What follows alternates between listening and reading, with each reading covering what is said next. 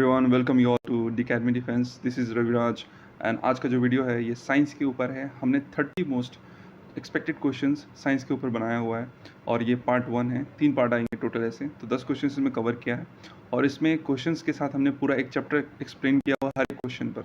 तो most probably 10 chapters हमने explain किया हुआ है और ये CDS 2 NDA 2 2022 के हिसाब से हमने ये बिल्ड किया है क्वेश्चंस को। और ये 4 सितंबर एग्ज़ाम जो है उसके लिए बहुत ही ज़्यादा इम्पॉर्टेंट हो गया है। तो होपफुली आपको क्वालिटी पसंद आए तो प्लीज़ चैनल को सब्सक्राइब कर लीजिए एंड कंटेंट क्वालिटी दोनों पसंद आए तो लाइक सब्सक्राइब दोनों कर लीजिए। चलिए स्टार्ट करते हैं। An electric bulb is connected to a 110 volt generator. The current is 0.2 ampere. What is the power of the bulb? अभी देखिए यहाँ पे 110 वोल्ट दे दिया है जनरेटर का और यहाँ पे एम्पेयर दे दिया, मतलब आई करंट, एम्पेयर जो होता है। तो हमारे पास ये फॉर्मूला है P equals to VI। If you have studied science NCERT तो आपको P इक्वल्स टू VI का फॉर्मूला पता होगा। तो यहाँ पे आप 110 इंटू 0.2 सिंपल कर दीजिए। P मतलब होता है पावर, V होता है आपका वोल्ट एंड I होता है करंट। तो वोल्ट और करंट हमें मेंशन्ड है, तो वोल्ट और करंट का यहाँ पे आप वैल्यू रखिए और ये आपका आंसर आ जाएगा 22 वाट। सिंपल। अब इसके साथ जो एक्सप्लेनेशन है वो बहुत इंपॉर्टेंट हो जाता है। Please follow this. Electron opposite to the current direction in a wire. तो इलेक्ट्रॉन का जो फ्लो होता है वो करंट का डायरेक्शन के अपोजिट होता है। Suppose this is a wire, तो करंट जो है वो इस तरह फ्लो हो रही है, राइट। तो इलेक्ट्रॉन का फ्लो इस तरह होगा, ठीक है। If the current flows this way then electron flows this way. तो ये इंपॉर्टेंट हो गया आपका पहला वाला। दूसरा है नाइक्रोम। नाइक्रोम जो है हमारे घर में हीटर होती है, जो भी है एक्सटर्नल हीटर इंटरनल हीटर। तो नाइक्रोम जो है वो हीटर जो है वो नाइक्रोम से बनी होती है। तो नाइक्रोम का कॉम्पोजिशन क्या है? निकल, क्रोमियम, मैंगनीज, आयरन, NiCrMnMeFe। तो निकल क्रोमियम, आप वर्ड से ही पता कर लोगे कि नाइक्रोम Ni निकल, Cr chromium, Mn manganese and Fe iron, ठीक है। उसके बाद है कॉन्स्टेंटाइन। कॉन्स्टेंटाइन जो हो गया आपका कॉपर और निकल से बना रहता है। This is an alloy, this is also an alloy, okay. तो constantan is made of copper and nickel. Manganin, manganin is made of copper nickel manganese, okay. So ये आप बाय हार्ट याद कर लीजिए, क्वेश्चन पूछा गया है। I equals to Q/T। कुछ अगर कोई फॉर्मूला वाइज क्वेश्चन पूछ ले, जैसे इसमें आपको फॉर्मूला का बहुत रिक्वायरमेंट था, इसी हिसाब से अगर I equals to Q/T, I हो गया आपका करंट, Q हो गया चार्ज एंड T हो गया टाइम, तो वो हिसाब से आप क्वेश्चन कर सकते हो अगर पूछ लिया जाए कोई भी दो टर्म। उसके बाद आता है वोल्ट मीटर। तो वोल्ट मीटर जो होता है वो हमारा मेजर करता है पोटेंशियल डिफरेंस, ठीक है। पोटेंशियल डिफरेंस मतलब वोल्ट जो होती है। तो वोल्ट मीटर एक ये होता है और एक होता है वोल्टा मीटर। तो वोल्टा मीटर जो है वो एक ट्रे की तरह होता है, ठीक है। वो ट्रे में क्या होता है, वहाँ पे इलेक्ट्रोलाइसिस कवर किए जाते हैं, इलेक्ट्रोलाइसिस प्रोसेस कंडक्ट किए जाते हैं। और एक है वोल्ट मीटर, तो यहाँ पे क्या मेजर करता है पोटेंशियल डिफरेंस। एक होता है एम मीटर जो मेजर करता है करंट, ठीक है, याद रखिएगा इसको बहुत अच्छे से। एक होता है रियोस्टैट जो मेजर करता है रेजिस्टेंस इन सर्किट। तो हमारे सर्किट में कितना रेजिस्टेंस है उसे मेजर करता है। देखिए ये जितना भी है रिवीजन पर्पस से है, अगर आपको ये टर्म्स पता नहीं चल रहे हैं तो आपको जो आपने पढ़ा है उसको रिवाइज करने की ज़रूरत है, ठीक है। बाकी बात ये रिवीजन पर्पस से। रेजिस्टेंस एंड रेजिस्टिविटी दोनों क्या टेम्परेचर से वैरी करता है। क्वेश्चन पूछा गया है कि resistivity varies with temperature and answer is yes, ठीक है। उसके बाद alloys do not burn on high temperature used in electrical appliances. जो एलॉयज होती है वो हाई टेम्परेचर पर मेल्ट डाउन नहीं होती, इसलिए उन्हें इलेक्ट्रिकल अप्लायंसेस में यूज़ किया जाता है। एग्जाम्पल के लिए टंगस्टेन जो है वो बल्ब में यूज़ की जाती है ना। हमारे घर में जो बल्ब है, नॉट एलईडी बल्ब, बट कोई और बल्ब जो होता है जो नॉर्मल बल्ब होती है 10-20 रुपये वाली, तो उसमें येलो कलर की, तो उसमें टंगस्टेन यूज़ किया जाता है। और वो टंगस्टेन जो है वो बहुत ही हाई क्वालिटी का होता है, वो एलॉय होता है, इसलिए वो मेल्ट डाउन नहीं होता है। और वो बल्ब के अंदर नाइट्रोजन और आर्गन गैस यूज़ की जाती है। क्वेश्चन बहुत बार आया हुआ है, तो रिमेंबर नाइट्रोजन और आर्गन गैस इसलिए यूज़ की जाती है क्योंकि वो इनएक्टिव होते हैं, next is fuse in series with circuit. तो फ्यूज़ जो होता है ना, हमारे घर में जो बिजली में फ्यूज़ लगा हुआ था, जैसे हाई इलेक्ट्रिसिटी एक ही बार में कभी कभी आ जाता है घर में, ठीक है। कभी कभी बहुत ही ज़्यादा फ्लो ऑफ इलेक्ट्रिसिटी आ जाता है, वोल्टेज बढ़ जाती है, तो फ्यूज़ जो है ऑटोमेटिकली टूट जाता है और फिर कनेक्शन खत्म हो जाता है। तो फ्यूज़ क्या आता है, हमारे अप्लायंसेस को बचाता है। उसी हिसाब से फ्यूज़ जो होता है वो सीरीज़ में सर्किट के साथ जुड़ा होता है, सीरीज़ में। रिमेंबर ये टर्म्स याद रखिएगा। इंसुलेटर्स जो है ebonite, rubber, glass and diamond. तो सबसे बेहतर इंसुलेटर जो है इबोनाइट। इंसुलेटर का मतलब हो गया जिसमें हीट एंड इलेक्ट्रिसिटी फ्लो होता नहीं है, ठीक है। तो इबोनाइट सबसे ऊपर है, उसके बाद रबर आता है, उसके बाद ग्लास आता है, उसके बाद डायमंड आता है। आपने देखा होगा कि जो बिजली विभाग वाले लोग होंगे वो रबर यूज़ करते हैं जनरली, कुछ भी बिजली का काम करते वक्त, तो ये होते हैं। हम भी चप्पल पहन के ही स्विच वगैरह, जो स्विच में दिक्कत होती है उसको हम यूज़ करते हैं, इसको स्विच ऑन स्विच ऑफ करते हैं। कंडक्टर जो हो गया हमें बिजली और हीट दोनों जो वो करता है। तो सबसे बेहतर है Ag सिल्वर। सिल्वर के बाद आता है कॉपर, उसके बाद एल्यूमिनियम, लास्ट में जो है मैंगनीज। ठीक है, ये सीरीज आप याद रखिएगा बस। P equals to V I, P अभी हमने जो यहाँ पे बात किया P equals to V I. ठीक है, तो ये वाला पार्ट यहाँ से हो गया। Power equals two volt into current. ठीक है, सिर्फ ये फॉर्मूला याद रखिए, ये वाला फॉर्मूला याद रखिए, इस पर क्वेश्चन पूछ लेगा, आपको ईजिली सॉल्व हो जाएंगे if you remember the formula. फिर होता है H equals to I square R T. तो I यहाँ पे हो गया करंट, R हो गया रेजिस्टेंस एंड T हो गया जो टाइम। तो इसको कहते हैं जूल्स हीटिंग इफेक्ट। ठीक है, याद रखिएगा H equals to I square R T is joules heating effect. Question पूछ लेगा कि ये फॉर्मूला किसने दिया था या किसका डिराइव किया हुआ है, तो इसको कहते हैं जूल्स हीटिंग इफेक्ट, और इसका डिराइव किया हुआ था जेम्स प्रेस्कॉट जूल। ठीक है, it was derived by James Prescott joule. अब इसका यूजेस कहाँ होता है, जूल्स हीटिंग इफेक्ट का यूज़ कहाँ कहाँ होता है? हमारे घर में जो बिजली इस्त्री वाले आयरन होते हैं उस पर, हमारे पानी गर्म करने वाले जो हीटर होते हैं उस पर, हमारे घर में जो लाइट में फ्यूज़ होती है या घर में कोई भी अप्लाइंसेस में फ्यूज़ होती है वो इस पर। फ्यूज़ का फंक्शन ये है कि हमारे अप्लाइंसेस को हाई इलेक्ट्रिसिटी जब फ्लो होता है ना तो अप्लाइंसेस ख़राब हो सकते हैं, राइट। समझ लीजिए एक अप्लाइंसेस का कैपेसिटी है 200 वाट कवर करने का, 200 वोल्ट लेने का, लेकिन झटके से क्या होगा कि 400 वोल्ट का बिजली आ गया हमारे घर में, तो वो अप्लाइंसेस क्या होगा, झेल नहीं पाएगा। तो उसको झेलेगा कौन, फ्यूज़ झेलेगा जो अप्लाइंसेस में लगा हुआ है, तो अप्लाइंसेस बच जाएगा। 1 kilowatt equals to 3.6 into 10⁻6 joule. So this is the formula, you need to remember this, ये बहुत इंपॉर्टेंट है, हर बार आया है क्वेश्चन। ठीक है, तो जूल है इसका, और इसका जो टर्म है ये जो नंबरिंग है ये याद रखिएगा, 1 kilowatt equals to 3.6 into 10⁻6 joule. Next question is, what is the name of the process that converts sulfide ores into oxides by heating strongly in the presence of excess air? अब term यहाँ पे समझिए, sulphide और oxides heating access air. ठीक है, आपको ये picture दिखाना चाहता हूँ कि जो सल्फाइड ओर है, सल्फाइड ओर जो है रोस्टिंग के थ्रू एक्सेस एयर, तो इसको हीट करके हम क्या करते हैं, प्यूरिफाई करते हैं मेटल को। तो मेटल जो है वो 3 प्रकार की होती है, जैसे मेटल हाई एक्टिविटी सीरीज होती है, एक है लो एक्टिविटी मिडिल एक्टिविटीज, एक लो एक्टिविटी सीरीज। तो हाई एक्टिविटी सीरीज को जो आप करते हो वो इलेक्ट्रोलाइसिस से ही आप, मतलब एक मोल्टेन वो होता है, टब होता है, उसमें कुछ लिक्विड होती है। ठीक है, अब उसमें हम बिजली फ्लो करते हैं और फिर वो इलेक्ट्रोलाइसिस प्रोसेस कहलाता है। इलेक्ट्रोलाइसिस के थ्रू हम उसे प्योर मेटल कहते हैं। और जो होता है, और होता है इम्प्योर मेटल। ठीक है, और हो गया इम्प्योर मेटल आपका। तो इम्प्योर मेटल को प्योर करने के लिए 3 प्रोसेस है, एक है हाई रिएक्टिविटी मेटल वालों के लिए, एक है मिडिल रिएक्टिविटी, एक है लो रिएक्टिविटी। तो हाई रिएक्टिविटी मेटल जो है ये ऊपर का है, आप देख सकते हैं ये ऊपर से लेके नीचे तक, यहाँ पे सबसे हाई रिएक्टिविटी है, जैसे जैसे नीचे जाएंगे वैसे वैसे लो होते रहेगा। तो सबसे लो रिएक्टिव गोल्ड है, ठीक है, और सबसे हाई रिएक्टिव पोटेशियम है। तो पोटेशियम सोडियम कैल्शियम इन लोगों को रिफाइन करने के लिए हम इलेक्ट्रोलाइसिस यूज़ करते हैं। फिर हो गया carbon zinc iron tin lead, इन मेटल को हम लोग वो करने के लिए ये जो प्रोसेस है कार्बोनेट एंड सल्फाइड ये यूज़ करते हैं, रोस्टिंग एंड कैल्सिनेशन कहते हैं इसे। और तीसरा जो हो गया ये लोएस्ट, तो लोएस्ट वालों के लिए हम लोग ये रोस्टिंग यूज़ करते हैं, सिंपल रोस्टिंग। तो यहाँ पे आप देख लीजिएगा कि ये इलेक्ट्रोलाइसिस है हाई रिएक्टिविटी के लिए। मिडिल रिएक्टिविटी के लिए है कैल्सिनेशन एंड रोस्टिंग। कैल्सिनेशन किसका होता है, कार्बोनेट ओर का। रोस्टिंग किसका होता है, सल्फाइड ओर का। ठीक है, कार्बोनेट ओर का कैल्सिनेशन होता है लेस एयर में, मतलब कम हवा में होता है। रोस्टिंग जो होता है वो एक्सेस एयर में होता है। लो रिएक्टिविटी का क्या हो गया, यहाँ पे सल्फाइड ओर जो होता है, सल्फाइड ओर बेसिकली इस रोस्टिंग के थ्रू ही हम लोग प्योर करते हैं। तो बेसिकली ये रिफाइनिंग करने का प्रोसीड्यूर है जो मेटल में गंदगी है। ठीक है, और ये टेबल को आप याद कर लीजिए कि ये शॉर्ट ट्रिक है, please stop calling me careless zebra, instead try learning how copper shapes gold. ठीक है, तो ये पोटेशियम वगैरह सारा का ये फॉर्मूला है, उस हिसाब से याद कर लीजिएगा। फिर गैंग्यू, यहाँ पे गैंग्यू क्या होता है, गैंग्यू जो होता है ओर्स कंटामिनेटेड विथ इम्प्यूरिटीज़। ठीक है, तो गैंग्यू उसे कहते हैं जो गंदगी से भरा होता है, ओर्स जितने भी हैं। फिर हो गया bottom elements of reactivity series found in free state. तो bottom elements reactivity found in free state because less reactive. देखिए बॉटम एलिमेंट रिएक्टिविटी सीरीज का कौन है बॉटम एलिमेंट, सिल्वर और गोल्ड, राइट। तो ये अक्सर जो मिलता है फ्री स्टेट में मिलता है। फ्री स्टेट मतलब इसमें कोई इंप्यूरिटीज़ नहीं होती है, कोई भी चीज़ मिली हुई नहीं होती है। ये गोल्ड का गोल्ड ही मिलता है हमें, क्योंकि ये लेस रिएक्टिव होते हैं, राइट, इस हिसाब से। Top elements of reactivity series are most reactive, hence no free state. ठीक है, ये फ्री स्टेट में कभी नहीं मिलते हैं। थर्ड जो है ionic compound high MP and high BP, bad conductor of electricity, solid state but good in molten, soluble in water. कहने का मतलब ये है कि आयनिक कंपाउंड जो होता है हमारा, जैसे NaCl हो गया, NaCl ये आयनिक कंपाउंड है। कैसे पता करेंगे, Na का प्लस होता है, Cl का माइनस होता है। ठीक है, तो NaCl हो गया। इसका क्या खासियत है, high MP high melting point होता है, हाई बॉइलिंग पॉइंट होता है, बैड कंडक्टर ऑफ इलेक्ट्रिसिटी। ठीक है, बिजली सही से फ्लो नहीं होती है इन सॉलिड स्टेट, बट बिजली फ्लो अच्छे से होती है मॉल्टेन स्टेट में, जब ये लिक्विड स्टेट में होती है। एंड सॉल्युबल इन वाटर, ये वाटर में सॉल्युबल, जैसे NaCl, ये सॉल्युबल इन वाटर है, राइट।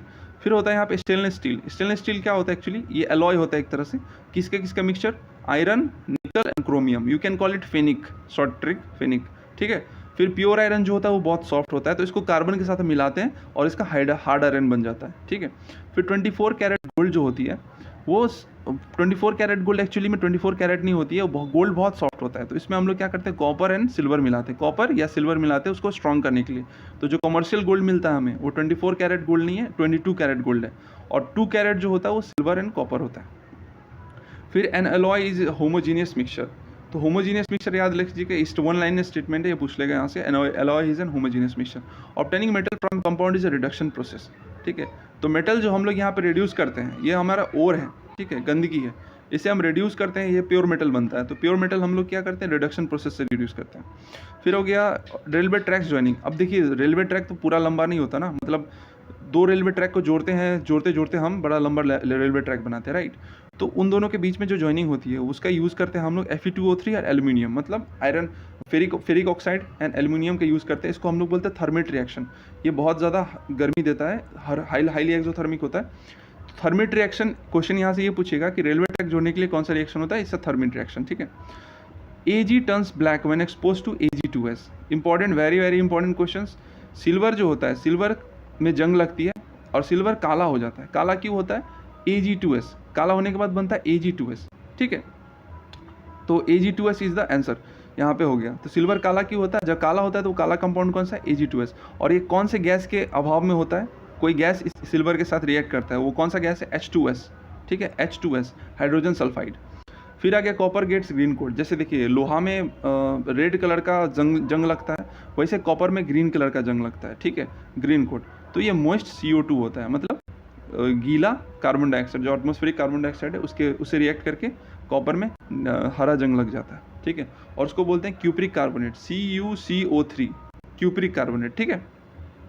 फिर आगे anhydrous CaCl2 absorb moisture from air. तो एनहाइड्रस CaCl2 क्या होता है, मॉइस्चर हवा से सोख लेता है। सेम H2SO4 भी है, किसी भी कंपाउंड में अगर H2SO4 डाल दिया गया है ना, तो H2SO4 क्या करेगा, उस जगह का पानी सोख लेगा, तो इसलिए इसको हाइग्रोस्कोपिक कंपाउंड कहते हैं। फिर आ गया सिनाबार एंड एमेल्गम। तो सिनाबार एमेल्गम इस बार क्वेश्चन आया था CAPF में। सिनाबार एमेल्गम क्या है, ये मर्क्यूरी का ओर है, ठीक है, बाय हार्ट याद कर लीजिएगा। ब्रास जो है वो कॉपर और जिंक का मिक्सचर है। ब्रोंज जो है वो कॉपर और टीन का मिक्सचर है, SN मतलब टीन होता है। सोल्डर जो है वो लेड एंड टीन का मिक्सचर है। सोल्डर पे क्वेश्चन भी आया हुआ है काफ़ी बार, तो ये लेड और टिन का मिक्सचर है। मेटल ऑक्साइड जो है वो बेसिक होता है, जैसे मेटल ऑक्साइड हो गया Na2O है ना, तो मेटल ऑक्साइड जो है तो बेसिक इन नेचर होता है। नॉन मेटल ऑक्साइड्स होता है एसिडिक इन नेचर, जैसे ऑक्सीजन वाला, जैसे CO3 हो गया, कार्बोनेटेड ड्रिंक जैसे स्प्राइट वगैरह हो गया, कोल्ड ड्रिंक हो गए, तो उसमें कार्बन डाइऑक्साइड होता है, राइट, तो वो होता है कार्बोनेटेड ड्रिंक, तो ये होता है एसिडिक इन नेचर। फिर जिंक और एल्यूमिनियम, वो जो both acidic and basic behaviour दिखाता है, इसलिए इसको एम्फोट्रिक कहते हैं हम लोग, एम्फोट्रिक कंपाउंड या एम्फोट्रिक ऑक्साइड, ठीक है। ये एक्सप्लेन हो गया, ये आप बाय हार्ट याद कर लीजिएगा प्लीज़ रिएक्टिविटी सीरीज को। फिर आ गया in P a pure tall plant TT, tall plant का TT है, is crossed with short plant small TT, what with the ratio of pure tall plant to the short plants in F2 generation. तो F2 generation क्या है actually, F1 generation और F2 generation cross करवाने पे होता है। मैं आपको दिखा रहा हूँ, ये एक्चुअली एक चीज़ बताता हूँ, रूल्स ऑफ इनहेरिटेंस एक्चुअली ये, ठीक है। तो रूल्स ऑफ इनहेरिटेंस जो है वो मेंडल एक्सपेरिमेंट के थ्रू, मेंडल जो साइंटिस्ट थे उसका नाम है, तो रूल्स ऑफ इनहेरिटेंस किसने किया था, मेंडल ने किया था। अभी यहाँ पे एक्सप्लेन करता हूँ, ये आप यहाँ पे देख सकते हैं, ये वाला पार्ट, ये हो गया कैपिटल T, ये हो गया स्मॉल t। अभी इसको क्रॉस करवाएंगे ना, तो यहाँ पे क्या बनेगा, ये बनेगा कैपिटल एंड स्मॉल t, एक एक दोनों ये बनता है। तो यहाँ पे क्या है, 4 T प्लांट बनेंगे, यहाँ पे एक्चुअली दिखा नहीं रहा, यहाँ पे 4 T प्लांट बनेंगे, ठीक है। और चारों के चारों जो होंगे वो लंबे होंगे, ठीक है, TT सारे के सारे लंबे होंगे। ये हो गया F1 generation, all are TT, ठीक है, ऑल आर टॉल, यहाँ वाले देख लीजिए। फिर उसके बाद क्या आता है F2 जनरेशन। F2 जनरेशन में क्या हो गया कि अब हम TT और TT को क्रॉस करेंगे, ठीक है। क्रॉस करने के बाद क्या होगा, 3 टॉल होगा और 1 शॉर्ट होगा, ठीक है। तो यहाँ पे जो है ड्वार्फ, टॉल ड्वार्फ, इसका रेशियो क्या आएगा, 3:1। तो F2 जनरेशन में हमारा यही क्वेश्चन है। तो क्वेश्चन यही पूछ रहा है कि in a pure tall TT is crossed with a short plant, what is the ratio of pure tall plants to a short plant. तो यहाँ पे 3:1 इसका आंसर हो जाएगा। फिर एनालॉगस कैरेक्टर क्या होता है, एनालॉगस कैरेक्टर होता है same function but different origin, ठीक है। Same function but different origin, जैसे हो गया हमारा बटरफ्लाई एंड बैट। तो बटरफ्लाई और बैट वो दोनों का ऑरिजिन तो अलग है ना, बट फंक्शन क्या है, उड़ने का, राइट। होमोलोगस क्या हो गया, same origin but different function. जैसे हमारा दांत हो गया, हाथी का दांत हो गया। तो हाथी का दांत जो है वो खाने के लिए नहीं यूज़ होता है, बट हमारा दांत यूज़ होता है खाने के लिए। हमारा आम हो गया, कुत्ते का पैर हो गया। तो कुत्ते का पैर भी हमारा आम दोनों हाथ है, लेकिन वो दौड़ने के लिए यूज़ होता है। We are not running on our hand, right. Same potato and runner grass. फिर detection of age of fossil. अभी देखिए एज ऑफ फॉसिल निकालने के लिए आपको digging of level of earth करना पड़ता है। तो किसी भी फॉसिल, समझ लीजिए एक डायनासोर है, तो मुझे कैसे पता चलेगा कितना पुराना है। तो you will dig the level of अर्थ। आप अर्थ डिग करोगे और जितना नीचे, जितना ज़मीन के नीचे वो मिलेगा उतना ही वो पुराना होगा, ठीक है। और जितना ऊपर मिलेगा उतना ही वो नया होगा। तो इस हिसाब से एक निकाल सकते हैं। दूसरा क्या है, डेटिंग फॉसिल। मतलब हम लोग कार्बन डेटिंग करते हैं, एक्सपेरिमेंट करते हैं एक तरह से कार्बन डेटिंग का, और उस हिसाब से हम लोग फॉसिल के एज निकाल लेते हैं। फिर हो गया कि dinosaur were reptiles. Dinosaur were reptiles, ये फैक्चुअल हो गया, एनसीईआरटी बेस्ड है, सारा कवर कीजिएगा। कैबेज एंड खोलराबी केल। तो कैबेज जो है, कैबेज का भी एक प्रकार था, खोलराबी एंड काले, ठीक है। तो ये दोनों कैबेज का प्रकार है, याद कर लीजिएगा। प्लेनेरिया जो है flatworm whose eyes detect light. तो कौन सा ऐसा इंसेक्ट है जिसका आंख लाइट को डिटेक्ट करता है, तो इट्स अ प्लेनेरिया। और ये फ्री लिविंग ऑर्गेनिज्म है, क्वेश्चन पूछा हुआ है।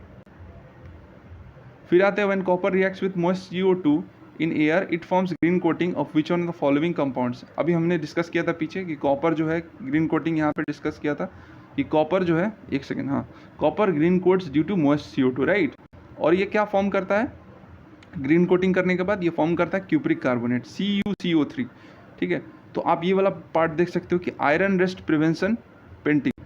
तो आयरन रस्ट का जो प्रिवेंशन है, मतलब लोहा में अगर हमें जंग नहीं लगाना है तो उसके लिए क्या करना पड़ेगा, पहला तो पेंटिंग करो, जो हम लोग करते हैं अक्सर अपने घर के ग्रिल वगैरह में।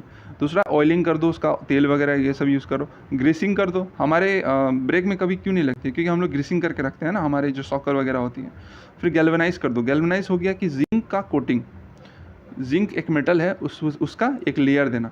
Chrome plating. Chrome plating actually use होता है साइकिल के, जो साइकिल हमें चमकते क्यों रहते हैं, उसमें जंग क्यों नहीं लगती है, क्रोम प्लेटिंग की वजह से, या कार के पार्ट्स, साइकिल के पार्ट्स, ये सब।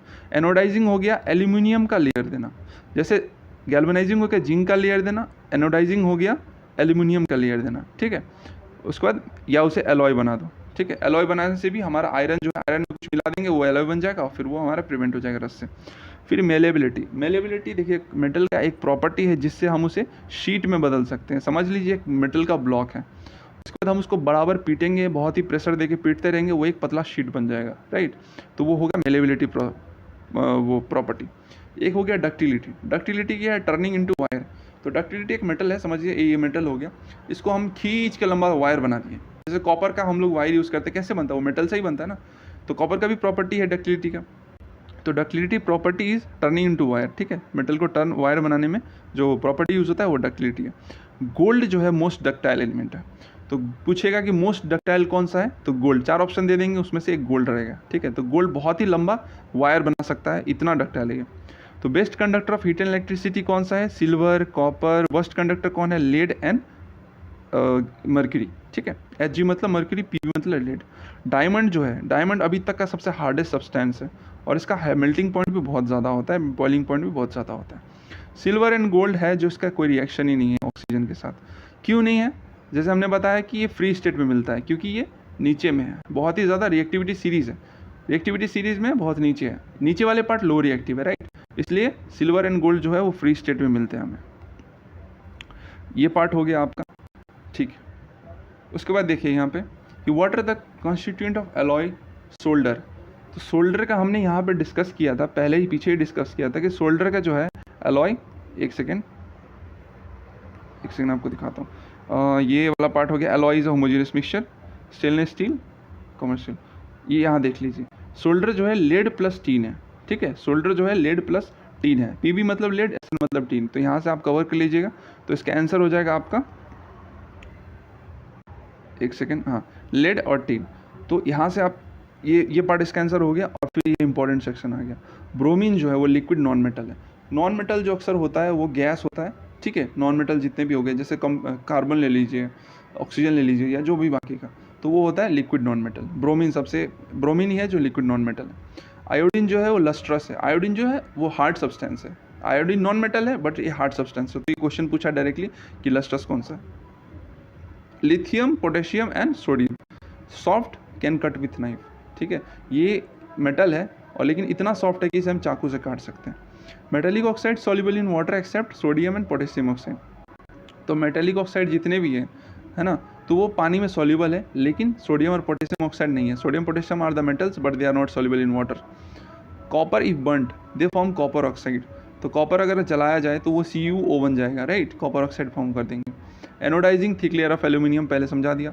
Galvanising thick layer of zinc. Sodium and potassium vigorous with cold water, ठीक है, तो सोडियम और पोटेशियम आपने एक्सपेरिमेंट देखा भी होगा काफ़ी बार कि सोडियम पोटेशियम को अगर पानी में डालोगे तो वो बहुत ही विगरस तरीके से फटता है, क्योंकि ये हाइड्रोजन गैस रिलीज करती है और हाइड्रोजन गैस जल जाता है निकलते। सी रिएक्ट्स विथ वाटर, कैल्शियम जो है वो पानी पे फ्लोट करता है, कैल्शियम भी पानी के साथ रिएक्ट करता है, वो पानी में फ्लोट करता है, क्योंकि H2 गैस ना कैल्शियम के नीचे बन जाती है, ठीक है, H2 गैस कैल्शियम के नीचे बन जाती है, जिसके वजह से वो एक ट्यूब की तरह काम करता है और वो कैल्शियम फ्लोट करता है पानी के ऊपर। सेम है Mg reacts with hot water, Mg जो है वो हॉट वाटर के साथ रिएक्ट करता है और लेस वायलेंट है, ये भी पानी में फ्लोट करता है। Metals aluminium, iron and zinc, ये जो है स्टीम के साथ ही रिएक्ट करता है, ठीक है, एल्युमिनियम, आयरन, जिंक, तो स्टीम के साथ ही रिएक्ट करता है, पानी वगैरह के साथ नहीं करेगा, स्टीम के साथ। स्टीम हो गया हवा। मेटल प्लस एसिड क्या बनेगा, सॉल्ट एंड H2 गैस। अब मेटल ले लीजिए Na और एसिड ले लीजिए HCl, तो इसका जब बनाओगे ना तो NaCl मतलब सॉल्ट प्लस H2 ये बनेगा, ठीक है। Exception, metals with HNO3 don't release H2 gas but Mg and Mn can release, तो देखिए मेटल जो है ना HNO3 के साथ H2 गैस रिलीज नहीं करता। यहाँ पे हमने लिखा हुआ है कि मेटल और एसिड H2 गैस रिलीज करेगा, बट मेटल HNO3 एसिड के साथ H2 गैस रिलीज नहीं करता, because magnesium and manganese release नहीं करता, ऐसा नहीं करता, बस सिंपल ये याद रखिएगा। लेकिन मैग्नीशियम और मैंगनीज जो है ये H2 गैस रिलीज करवा देता है HNO3 के साथ। एक्वारेजिया जो है ये जो हमारे ज्वेलरीज जो ज्वेलर होते हैं वो यूज़ करते हैं एक्वारेजिया मेटल को गलाने के लिए, उसको मेल्ट करने के लिए। तो HCl एंड HNO3 इसका जो रेशियो होता है एक्वारेजिया में is 3:1। Remember this is very important. Most reactive element is francium, francium is 100th element of in periodic table, francium आपका ये हो गया। फिर हो गया magnification produced by lens is 2.5, then image is erect, virtual and smaller than object. अभी देखिए magnification produced by lens is 2.5, then the image is. अभी मैग्निफिकेशन का हम यहाँ पे बताने वाले हैं कि कन्वेक्स लेंस के लिए आप यहाँ पे देख लीजिएगा, कन्वेक्स लेंस के लिए image is real and inverted and M is negative, ठीक है, और कनकेव लेंस के लिए image is erect and virtual and M is positive. तो यहाँ पे क्या बोला है, मैग्निफिकेशन इज पॉजिटिव प्लस 2.5, तो प्लस 2.5 मतलब प्लस तो हो गया तो पहले कॉनकेव पहला पक्का हो गया, और 2.5 तो कॉनकेव का क्या लिखा हुआ, image is erect and virtual, तो इरेक्ट एंड वर्चुअल यहाँ पे पता चल गया पहला चीज़। और दूसरा क्या है यहाँ पे आप देखिएगा, if M equals to -2 means image is real and inverted and 2 times enlarged. तो जब हम कन्वेक्स लेंस में कन्वेक्स लेंस में माइनस होता है, तो कन्वेक्स लेंस में जब हम समझ लीजिए -2 हो गया, M इक्वल्स टू -2, तो ये कन्वेक्स लेंस है, तो रियल इन्वर्टेड हो गया, और क्या है, एनलार्ज्ड है, ठीक है, उसमें सामान जो हमारे मैग्निफिकेशन है वो बड़ा दिखता है, कोई भी सामान कोई भी ऑब्जेक्ट बड़ा दिखता है। लेकिन कनकेव लेंस में क्या है, कोई भी ऑब्जेक्ट जो है वो छोटा दिखेगा एक तरह से। तो वहाँ पे M इक्वल्स टू +2 अगर हो गया तो means erect and virtual and smaller than the object, hence it's concave lens. तो स्मॉलर देन द ऑब्जेक्ट और इरेक्ट एंड वर्चुअल, तो ये कनकेव लेंस हो गया, ठीक है, और इस हिसाब से ऑप्शन ही हमारा आंसर होता है। और उस हिसाब से ये 4 एक्सप्लेनेशन बहुत इंपॉर्टेंट हो जाती है, कंप्लीट एक्सप्लेनेशन इंपॉर्टेंट है। उसके बाद हो गया यूनिट ऑफ पावर, तो पावर हो गया इक्वल्स टू 1/f, तो unit of power is dioptre, ठीक है, D यूज़ करते हैं इसके लिए हम। पावर है जो कनकेव इज निगेटिव, तो पावर का जो वैल्यू है कनकेव लेंस के लिए निगेटिव होता है और कन्वेक्स लेंस के लिए पॉजिटिव होता है। आप इसे बाय हार्ट याद कर लीजिए, ये रिवीजन पर्पस के लिए। Example, power equals to -2D, it means it's a concave lens, ठीक है।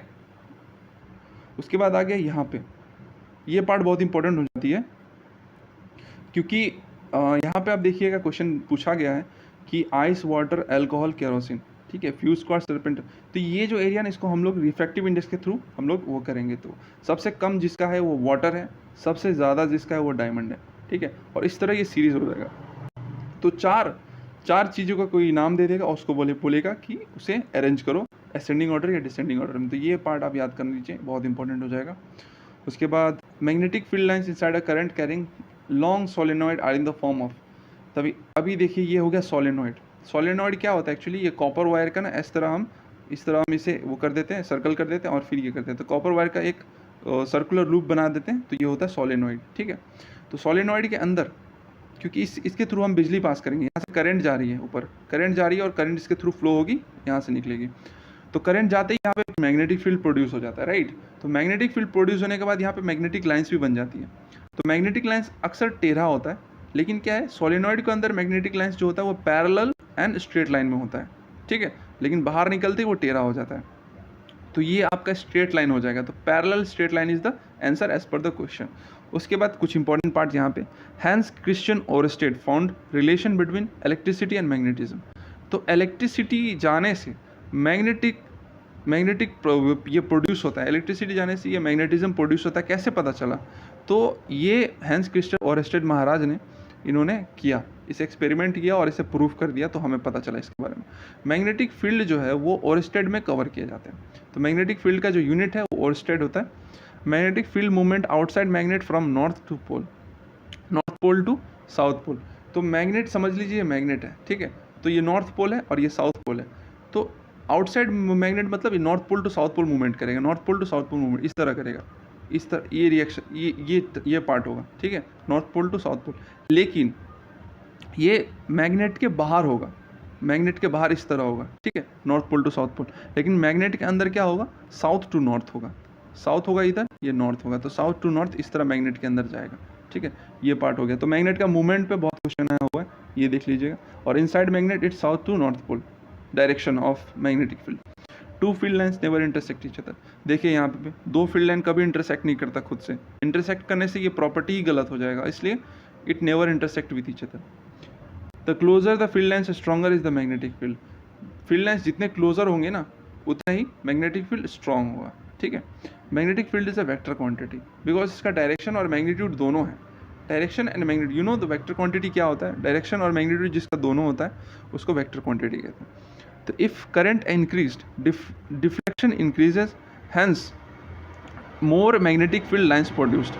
तो अगर करंट बढ़ा दिया जाएगा तो इसका पावर भी बढ़ जाएगा, तो मैग्नेटिज्म प्रॉपर्टी भी बढ़ जाएगी, ठीक है। अक्सर आपने देखा होगा कि जो गैरेज वगैरह होती है या जो गार्बेज एरिया होती है वहाँ पे मेटल का जो गार्बेज होता है उसको ना एक बड़ा सा मैग्नेटिक उसके थ्रू पर इलेक्ट्रोमैग्नेट के थ्रू उसे उठाया जाता है और फिर उसे क्रश करके बॉक्स बना दिया जाता है। तो इलेक्ट्रोमैग्नेट जो होता है वो बिजली के थ्रू काम करता है, जैसे उसमें बिजली देती है तो वो चिपकना शुरू हो जाता है उस चीज़ पर और वो एक मैग्नेट की तरह काम करता है, ठीक है। तो वो चीज़ हो गया यहाँ पे। तो जितना हम बिजली देंगे ना, सॉरी एक सेकेंड, इफ करंट, हाँ, जितना हम बिजली इंक्रीज़ करेंगे उतना ही हमारा मैग्नेटिक फील्ड इंक्रीज़ होगा, इससे हमारा मैग्नेटिक पावर इंक्रीज़ होगा, ठीक है। उसके बाद हो गया magnetic field directly proportional to deflection. तो मैग्नेटिक फील्ड डिफ्लेक्शन मतलब जितना बिजली देंगे उतना ही हमारा इलेक्ट्रिसिटी वो डिफ्लेक्ट होगा मैग्नेटिक फील्ड का। ये आपको बाद में एक्सप्लेन कर दूंगा मैं दूसरे पार्ट में। Right hand thumb rule also called Maxwell corkscrew rule, ठीक है, आपसे याद कर लीजिएगा राइट हैंड थंब रूल को। Use to find direction of magnetic field. तो राइट हैंड थंब रूल क्या किस लिए यूज होता है, मैग्नेटिक फील्ड का डायरेक्शन फाइंड आउट करने के लिए। In center is a circular loop, magnetic field appears as straight line, ठीक है। तो एक सर्कुलर लूप है, तो उसके अंदर जब मैग्नेटिक फील्ड एंटर करता है ना तो वो एक स्ट्रेट लाइन बन जाता है, ठीक है। तो वो चीज़ है, सिर्फ आप इस चीज़ को याद कर लीजिएगा बाय हार्ट, समझ में आ जाएगा चीज़ें। Magnetic field increase n times if n turns are made. अगर हम इसमें एन टर्न्स बनाएंगे, एन टर्न्स में सपोज कर लीजिए 10 बार टर्न करके हमने वो किया तो उसका जो पावर है 10 बार बढ़ जाएगा। सेम अगर हम 8 बार करेंगे तो पावर 8 बार बढ़ जाएगा, तो एन टाइम्स करेंगे तो एन टाइम्स पावर बढ़ जाएगा, राइट। तो ये पार्ट हो गया। Magnetic field inside solenoid straight line, hence magnetic field is uniform inside solenoid, ठीक है। इसके अंदर जो मैग्नेटिक फील्ड है यूनिफॉर्म होती है। Solenoid uses magnetic soft iron when placed inside it. तो सोलेनॉइड जो है सॉफ्ट आयरन अगर हम इसके अंदर डालते हैं तो उसको क्या करता है, इलेक्ट्रोमैग्नेट बना देता है, ठीक है, सॉफ्ट आयरन को। फिर आता है कि ये पार्ट हो गया। Yeast which is use to make bread belong to the group of. अभी देखिए 4 ऑप्शन है, यहाँ पे मैंने क्लियरली लिख दिया है कि फंगी के अंदर जो है यीस्ट, मशरूम, एस्परगिलस, ये तीनों आता है। पेनिसिलिन, एगेरिसस, म्यूकर, एल्बुगो, ठीक है। तो ये फंगी का पूरा पार्ट है। इसको आप याद करने के लिए ये शॉर्ट ट्रिक है यामापम, ठीक है, आप ऐसे याद कर सकते हो। तो yeast is a part of fungi, पहला चीज़। दूसरा क्या है, Monera. Monera is bacteria blue green algae cyanobacteria, तो मोनेरा माइकोप्लाज्मा। तो मोनेरा बेसिकली क्या है, यूनिसेल्युलर जो भी माइक्रोब्स है ना उसी के अंदर आता है, ठीक है। इसके बाद हो गया protista. Protista algae, diatom, protozoa, flagellates. ये नाम बहुत इंपॉर्टेंट हो जाता है, पूछेगा यूपीएससी, सीडीएस, सीएपीएफ, एनडीए जो भी है उसमें डेफिनेटली पूछेगा, तो प्लीज़ बाय हार्ट याद कर लीजिए। प्रोटोजोआ, अमीबा, यूग्लिना, पैरामीशियम, एंसिलिया। तो बेसिकली देखिए अमीबा जो है ये प्रोटोजोआ का पार्ट है। यूग्लिना का बगल में फ्लैजिला इसलिए लिखा है क्योंकि यूग्लिना ये हो गया और सब फ्लैजिला जो है ये पूंछ है इसका, ठीक है। तो फ्लैजिला इसको पूंछ को कहते हैं, तो यूग्लिना इज दिस एंड इसका फ्लैजिला। उसके बाद आ गया पैरामीशियम। पैरामीशियम का सीलिया इसलिए बोला क्योंकि यहाँ पे देखिए आप थोड़े थोड़े हेयर जैसे पार्ट है, राइट। तो दिस इज पैरामीशियम और सीलिया इज दैट हेयरी पार्ट। उसके बाद फंगी जो है, फंगी सड़ते हुए चीज़ पे, जैसे हमारे ब्रेड में फंगस लग जाता है या कोई भी लग जाता है, वो सड़ता हुआ चीज़ है, राइट। तो उस पर फंगी लगता है, तो इट इज़ कॉल्ड सेप्रोफाइट। तो फंगी इज कॉल्ड सेप्रोफाइट, और ये मोड ऑफ न्यूट्रिशन को सेप्रोफाइटिक मोड ऑफ न्यूट्रिशन कहते हैं, राइट। तो फंगी आउटर कवर को कहते हैं चिटिन, फंगी का जो बाहर का लेयर होता है उसको कहते हैं chitin. Fungi blue green algae, तो फंगी और ब्लू ग्रीन एल्गे के बीच में जो रिलेशन है सिम्बायोटिक रिलेशन। फंगी जो है वो फूड प्रोवाइड करवाता है, और सॉरी एल्गे जो है वो फूड प्रोवाइड करवाता है, फंगी जो है वो शेल्टर प्रोवाइड करवाता है। एल्गे फंगी को फूड देता है और फंगी एल्गे को शेल्टर देता है, इसलिए इसके बीच में जो सिम्बायोटिक रिलेशन है उससे लीचेन बनता है, तो लीचेन हो गया। और इससे एक और क्वेश्चन बन जाती है कि lichen is a indicator of SO2, sulphur dioxide. तो जहाँ पे SO2 ज़्यादा है वहाँ पे लीचेन फॉर्म नहीं होगा, ठीक है, वहाँ पे लीचेन फॉर्म नहीं होगा। जहाँ पे SO2 कम है वहाँ पे लीचेन ऑटोमेटिकली फॉर्म हो जाएगा। फिर आ गया प्लांट्स का बात करेंगे तो यहाँ पे प्लांट्स जो है ये दो पार्ट में डिवाइडेड है। पहला है do not have differentiated plant parts, तो थैलोफाइटा कहते हैं उसे, ठीक है। थैलोफाइटा और प्रीडोमिनेटली एक्वेटिक, मतलब ये पानी में रहने वाला जीव है। थैलोफाइटा एक्वेटिक होता है, ये याद रख लीजिएगा। हैव डिफरेंशिएटेड पार्ट्स मतलब विदाउट स्पेशलाइज्ड वास्कुलर टिश्यू, जो ब्रायोफाइटा हो गया। वास्कुलर टिश्यू का मतलब हो गया जाइलम एंड फ्लोएम, ठीक है। जाइलम हमें वाटर ट्रांसपोर्ट के लिए काम आता है, xylem is use for water transport, phloem is use for food transport.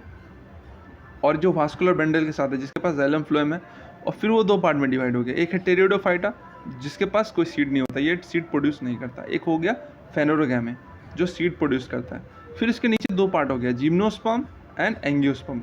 Gymnosperm जो है इसके पास सीड तो है बट वो नेकेड सीड है। एंजियोस्पर्म के पास सीड है और ये कवर्ड सीड है, ये प्रॉपर है, ठीक है। उसके बाद एंजियोस्पर्म दो पार्ट में डिवाइड हो गया, मोनोकॉट एंड डाइकॉट, ठीक है। डाइकॉट मतलब बेसिकली आप चना का दाल देखोगे, है ना, चना का जो है तो उसको आप दो पार्ट में डिवाइड कर सकते हो। पी जो है पी दो पार्ट में बढ़ जाता है तो वो हो गया डाइकॉट, ठीक है, दो होता है उसका। और मोनोकॉट जो होता है वो सिंगल होता है, ठीक है, ये हो गया। अभी देखिए क्रिप्टोगैमे हमने जो यहाँ पे पढ़ा, यहाँ पे एक्चुअली मेंशन नहीं है क्रिप्टोगैमे, बट देख सकते हो क्रिप्टोगैमे के अंदर थाइलोफाइटा, ब्रायोफाइटा, टेरिडोफाइटा, थाइलोफाइटा, ब्रायोफाइटा, टेरिडोफाइटा, ये तीनों पार्ट जो है क्रिप्टोगैमे के अंदर आता है। तो थाइलोफाइटा क्या इंपॉर्टेंस है इसका, प्रीडोमिनेटली एक्वेटिक, ठीक है, ऑर्गेनिज्म रहता है इसके अंदर। एल्गे का क्या इंपॉर्टेंस है, स्पाइरोगायरा।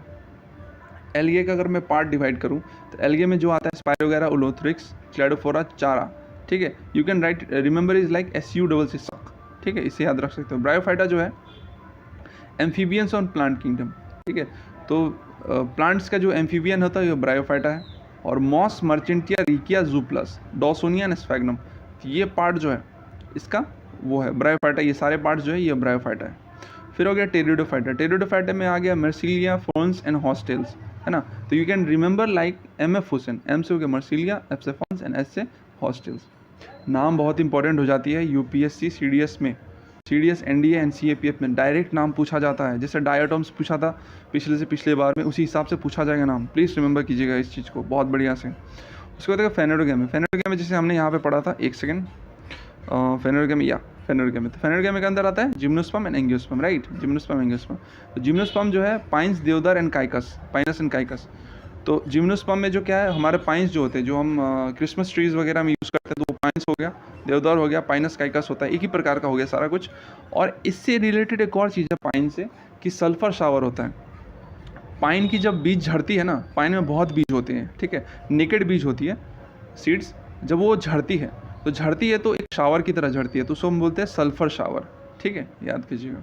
फिर एंजियोस्पर्म जो हो गया, ये हो गया पेपियोफेडिलम मोनोकॉट। तो पेपियोफेडिलम is a part and it's called monocot, ठीक है। पेपियोफेडिलम को हम वेनस स्लीपर भी कहते हैं, वेनस स्लीपर। तो पेपियोफेडिलम is monocot and pomoya is a dicot. ठीक है, remember this name by heart. और convex lens has a focal length 15. तो f हमारा 15 सेंटीमीटर दिया है. Distance should be object place in front of lens to get a real image of the same side object.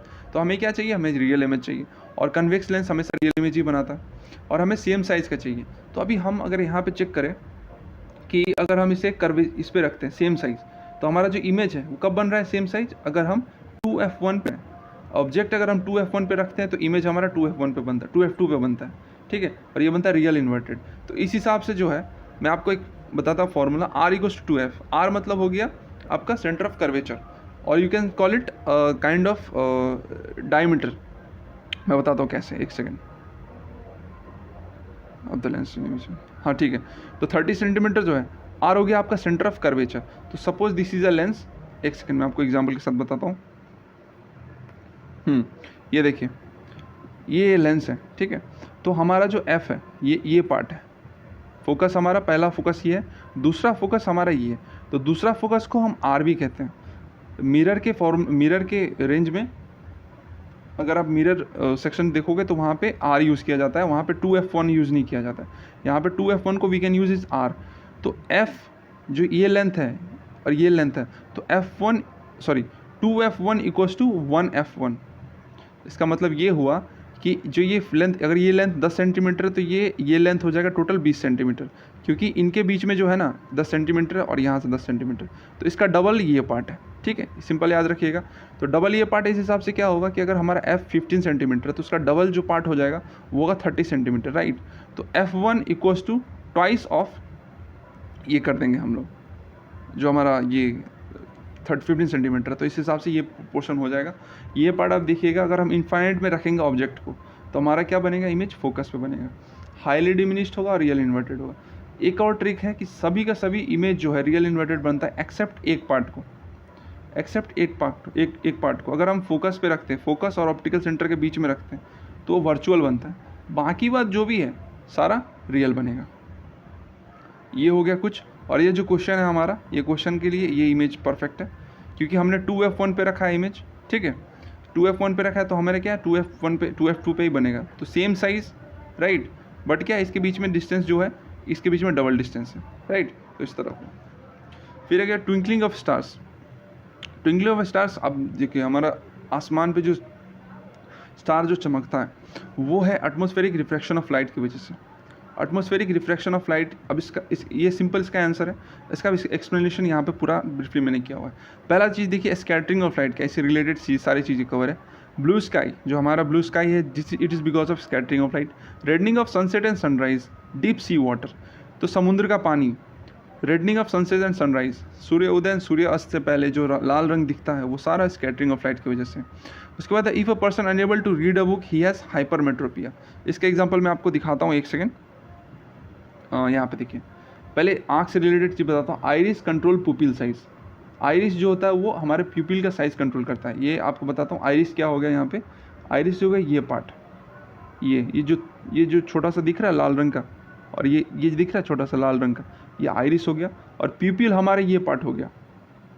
ठीक है, प्यूपिल हमारा ये part हो गया. आपको दिखाता हूँ प्यूपिल क्या होता है. ये छोटा सा जो पार्ट दिख रहा है यहाँ पे, छोटा सा ये गैप जो है, गैप, तो ये प्यूपिल हो गया. तो आइरिस क्या करता है, प्यूपिल का साइज़ कंट्रोल करता है. क्योंकि कभी रोशनी कम पड़ती है तो प्यूपिल का साइज़ बड़ा हो जाता है, कभी ज़्यादा रोशनी पड़ता है प्यूपिल का साइज़ छोटा हो जाता है. तो एक चीज़ ये पता चल गया. दूसरा क्या है, iris control amount of light entering into eyes. तो आइरिस जो है लाइक ये कॉन्ट्रैक्ट करता है. जैसे मैंने बताया ज़्यादा रोशनी पे क्या होता है, आइरिस कॉन्ट्रैक्ट हो जाता है, मतलब सिकुड़ जाता है. तो जिसकी वजह से लाइट का अमाउंट कंट्रोल करता है. उसी हिसाब से डिम लाइट पे वो फैल जाता है. तो कंट्रोल लाइट ऑफ, याद रखिएगा, iris is very important. I from real and inverted image of object. तो एक सेकेंड, हाँ, आँख पे जो रोशनी लगेगी यहाँ पे रेटिना पे जो है ना इमेज फॉर्मेशन होता है. इस साइड रेटिना है, यहाँ पे इमेज फॉर्मेशन होता है. तो ये रियल एंड इन्वर्टेड है. आप इसको याद रख लीजिएगा, eyes form real and inverted image of object. फिर eye colour is due to iris. किसी का आँख देखा होगा आपने, ग्रीन कलर का होता है, तो वो क्यों होता है, आइरिस की वजह से होता है. Ciliary muscle contracts curvature increase. Ciliary muscle क्या है यहाँ पे आपको दिखाता हूँ. ये हो गया सिलियरी मसल. ठीक है, तो सिलियरी मसल अगर कॉन्ट्रैक्ट करता है तो कर्वेचर जो है हमारा बढ़ जाता है, मतलब रेंज बढ़ जाता है. ठीक है, हम दूर तक देख पाते हैं, वो चीज़ है. उसके बाद हो गया एकोमोडेशन. एकोमोडेशन होता है मतलब एडजस्ट करना. तो ability of eye to adjust focal length, देखिए आप 30 सेंटीमीटर के डिस्टेंस पे भी फोकस करके देख सकते हैं, आप 200 मीटर के डिस्टेंस पे भी देख सकते हैं। तो वो कैसे एडजस्ट करते हैं, आँख ऑटोमेटिक करता है एडजस्ट, उसको कहते हैं एकोमोडेशन। उसके बाद आ गया आपका नियर पॉइंट आई। तो हम 25 सेंटीमीटर तक हम बहुत साफ देख सकते हैं चीज़ों को, लेकिन आप जैसे 20 सेंटीमीटर 15 सेंटीमीटर के डिस्टेंस पे लाओगे, अपने आँखों से उतने डिस्टेंस पे लाओगे, तो वो हम उसे नहीं देख पाएंगे। फार पॉइंट इज़ इन्फिनिटी, हम दूर तक इनफाइनाइट जगह तक देख सकते हैं, इन्फिनिटी डिस्टेंस तक हम दूर देख सकते हैं, ठीक है। अब स्टीरियोपोसिस जो होता है, देखिए हमारा 2 आँख है, राइट, एक ह्यूमन का या किसी भी ऑर्गेनिज्म का 2 आँख है। तो हमारे पास एक्चुअली ह्यूमन के पास वो 3D इमेज बनाने का कैपेबिलिटी है, क्योंकि हम लेफ्ट साइड से कुछ और देखते हैं, राइट से कुछ और देखते हैं, और दोनों को हमारा ब्रेन एडजस्ट करके एक 3D इमेज क्रिएट करता है। तो वो हो गया स्टीरियोपोसिस। उसके बाद हो गया मायोपिया। मायोपिया जो है नियर साइटेडनेस। मायोपिया मतलब हो गया कि हम सामने ही देख पाएंगे, सिर्फ दूर का हमें धुंधला दिखता है, इसलिए कहते हैं नियर साइटेडनेस। तो एलोंगेशन ऑफ आई बॉल, तो आँख जो है वो लंबा हो जाता है इसके चक्कर में। आपको दिखाता हूँ मायोपिया क्या होता है एक्चुअली। ये हो गया आपका करेक्शन फॉर हाइपरमेट्रिया, ठीक है। ये हाइपरमेट्रिया का एग्जांपल है, मायोपिया का एक्चुअली नहीं है सर, कोई बात नहीं। तो मायोपिया एक्चुअली क्या है, एलोंगेशन ऑफ आई बॉल, तो आँख की जो बॉल है वो बड़ी हो जाती है, ठीक है, पीछे की तरफ खींच जाती है, जिसकी वजह से हमारा क्या इमेज पहले ही बन जाता है। जैसे यहाँ पे रेटिना है ये जगह पे, तो इमेज यहीं बन जाता है, इस जगह पे इमेज बन जाएगा, ठीक है। वो हो गया एलोंगेशन ऑफ आई बॉल। फिर अगर हाइपरमेट्रोपिया, और मायोपिया करेक्ट करने के लिए हम कौन सा लेंस यूज़ करते हैं, कॉनकेव लेंस, ठीक है। हाइपरमेट्रोपिया जो है फार साइटेडनेस, मतलब हम दूर का देख पाएंगे, हमें सामने का धुंधला दिखता है, ठीक है, हमें सामने का जो बुक है या कुछ भी सामने का हम पढ़ रहे हैं या कुछ भी देख रहे हैं वो धुंधला दिखता है, तो हाइपरमेट्रोपिया कहते हैं उसे। इसके लिए हम यूज़ करते हैं कन्वेक्स लेंस। इसमें क्या होता है, आँख जो है एलोंगेशन हो जाता है, एलोंगेशन ऑफ आईबॉल, बेसिकली एक सेकेंड, शॉर्टनिंग ऑफ आईबॉल हो जाता है। मैं आपको दिखाता हूँ एक बार, शॉर्टनिंग ऑफ आईबॉल। जैसे ये देखिए, ये नॉर्मल विज़न है, लेकिन क्या आँख जो है छोटा हो गया, तो जिसके वजह से हमारा फोकस जो है इस तरफ शिफ्ट हो गया, राइट। तो फोकस इधर शिफ्ट हो गया, लेकिन हमारा रेटिना तो इधर है, right. So this is due to because of shortening of eyeball. यहाँ एलोंगेशन नहीं, शॉर्टनिंग होगा, ठीक है, ये करेक्ट लीजिएगा। कन्वेक्स लेंस यूज़ किया जाता है इसके लिए। प्रेस बायोपिया जो है, हमारा आँख का एडजस्ट करने का जो कैपेसिटी है वो खो देते हैं, तो decrease in power of accommodation, right, accommodation adjust करने का। इसके लिए बाईफोकल लेंस यूज़ कर। बाईफोकल मतलब ऊपर जो है, एक समझ लीजिए एक चश्मा है, तो चश्मा के ऊपर होता है कनकेव लेंस, वही सेम लेंस में ही नीचे होता है कन्वेक्स लेंस, ठीक है। तो एक चश्मा के ऊपर कनकेव लेंस, नीचे कन्वेक्स लेंस। तो concave lens is upper part and lower part is convex lens. आप यहाँ पे देखिए प्रिज्म का, एक सेकेंड, हाँ, स्कैटरिंग ऑफ लाइट। तो स्कैटरिंग ऑफ लाइट ये मैंने डिस्कस कर लिया। अभी देखिए, if a person unable to read a book he has hypermetropia. इसका मतलब क्या है कि उसके सामने का नहीं दिख रहा है, उसको सिर्फ दूर का दिखता है, सामने का नहीं दिख रहा है, तो इसका मतलब क्या हो गया, हाइपरमेट्रोपिया, ठीक है। इन अ प्रिज्म लेस डेविएटेड रे is red and most deviated रे इज वायलेट। तो प्रिज्म जो होता है, आपको एग्जांपल दिखाता हूँ, लेस डेविएटेड रेड है, तो डेविएशन मतलब क्या हुआ, भटकना। तो सबसे ज़्यादा कौन भटका है, इससे सबसे ज़्यादा भटका है ब्लू, वायलेट, सॉरी, सबसे ज़्यादा भटका है वायलेट, ये वाला पार्ट में, कम भटका है ये रेड। तो less deviated is red and more deviated is violet. फिर हो गया प्राइमरी रेनबो। प्राइमरी रेनबो क्या है, टू रिफ्रैक्शन होता है, एक इंटरनल डिफ्लेक्शन होता है प्राइमरी रेनबो में। कैसे, मैं आपको दिखाता हूँ, एक सेकेंड, ये देखिए, हाँ, ये हो गया प्राइमरी रेनबो। तो इसमें इंटरनल रिफ्लेक्शन कितना हुआ, एक, इंटरनल मतलब अंदर में रिफ्लेक्शन कितना हुआ, एक, लेकिन रिफ्रैक्शन कितना हुआ, एक एंड दो। तो यहाँ पे क्या हो गया, 2 refraction and 1 internal reflection. Same secondary rainbow के साथ अगर आप जाओगे तो 2 रिफ्रैक्शन है और 2 रिफ्लेक्शन है। कैसे, एक रिफ्लेक्शन, एक इंटरनल रिफ्लेक्शन, एक इंटरनल रिफ्लेक्शन, एक इंटरनल, दोनों हो गया टोटल 2 इंटरनल रिफ्लेक्शन। और रिफ्रैक्शन कितना है, 1 एंड 2, तो 2 refraction and 2 internal reflection secondary का, ठीक है। उसके बाद आते हैं इस पर, फिर आ गया ये रेनबो पर, ये देखिए, ये हो गया आपका 2 रेनबो होता है, ये कहते हैं प्राइमरी रेनबो या सेकेंडरी रेनबो, ठीक है। तो प्राइमरी रेनबो जो होता है वो मेन होता है। तो मेन रेनबो में क्या होता है, कनकेव साइड में, this is the concave side, right. तो कनकेव साइड में बनता है वायलेट कलर और कन्वेक्स साइड में बनता है रेड कलर, ठीक है। सेम नहीं होता है यहाँ पे, कन्वेक्स साइड में रेड कलर, कनकेव साइड में वायलेट कलर। इस तरफ जो सेकेंडरी रेनबो है धुंधला सा, इधर जो है रेड कलर आप दिख रहे होंगे आपको। तो कनकेव साइड में रेड होता है और ऊपर की तरफ कन्वेक्स साइड में होता है वायलेट, तो इधर उल्टा हो जाता है। ये चीज़ आप याद रखिएगा, क्वेश्चन पूछता है इससे। और आपको वीडियो पसंद आया होगा, थैंक यू वेरी मच, और यहाँ तक सुनने के लिए बहुत बहुत धन्यवाद। अगर आपको वीडियो पसंद आया होगा प्लीज़ सब्सक्राइब कर लीजिए, और इसका जो PDF है इसको लेने के लिए आप टेलीग्राम हमारा टेलीग्राम लिंक दिया हुआ है डिस्क्रिप्शन में, आप प्लीज़ उसे ज्वाइन कर लीजिएगा। And till then good bye, जय हिंद।